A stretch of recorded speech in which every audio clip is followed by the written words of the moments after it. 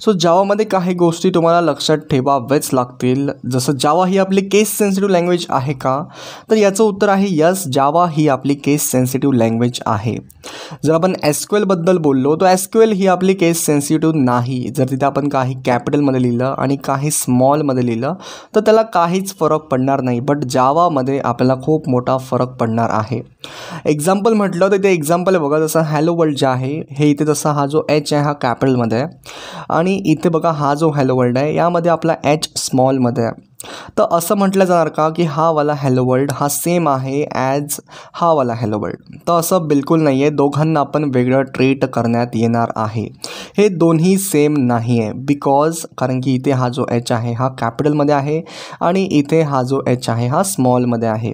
जर हा पण एच स्मॉलमध्ये असता त्या दोघांना सेम ट्रीट केलं गेलं असतं आपल्या जावा प्रोग्रामिंगमध्ये. तसंच बघा हा वाला जो हॅलो वर्ल्ड आहे हा पूर्ण याचे कॅरेक्टर जे आहेत हे कॅपिटलमध्ये आहे. बट हा वाला हॅलो वर्ल्ड आहे याचे पूर्ण जे कॅरेक्टर्स आहेत हे स्मॉलमध्ये आहे. तर दोघांना आपण वेगळं ट्रीट करण्यात येणार.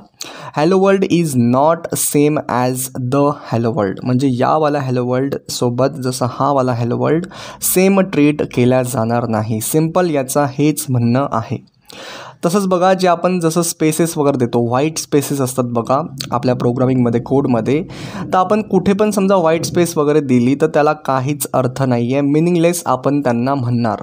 बट जेव्हा आपण स्ट्रिंगच्या अंदर व्हाईट स्पेसेस देतो त्यांना कन्सिडर केल्या जाणार आहे, किंवा लिटरल्सच्या अंदर आपण व्हाईट स्पेसेस देतो तेव्हा त्यांना कन्सिडर केल्या जाणार आहे. तिथे त्यांचं काही ना काही मिनिंग असणार आहे. हेच मला तुम्हाला सांगायचं होतं आजच्या सेशनमध्ये. काही इम्पॉर्टंट पॉईंट्स आपण आज डिस्कस केले. नेक्स्ट सेशनमध्ये काही युनिक डिस्कस करूया, जसं सेपटर्स वगैरे काय, आणखी काही नवीन युनिक डिस्कस करत जाऊया. संपवतो या सेशनला. भेटूया बघा आपण आपल्या नेक्स्ट व्हिडिओमध्ये.